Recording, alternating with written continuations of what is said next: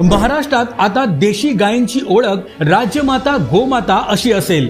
भारतीय संस्कृती जपणाऱ्या देवाभाऊंच्या महायुती सरकारने हा मोलाचा निर्णय घेतला आहे।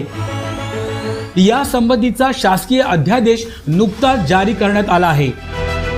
महाराष्ट्रात देशी गायींच्या संख्येत वाढ करून त्यांचं संवर्धन करण्याच्या दृष्टीने देशी गायींच्या पालन पोषणासाठी पशुपालकांना प्रेरित करण्यासाठी हा महत्त्वाचा निर्णय घेण्यात आला आहे।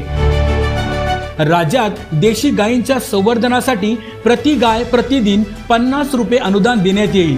गोशाळांना अत्यल्प उत्पन्न असल्याने त्यांच्या मदतीसाठी हा निर्णय घेण्यात आला आहे। त्या देशी गायीचं संवर्धन झालं पाहिजे म्हणून हा दर्जा देण्यात आलेला आहे।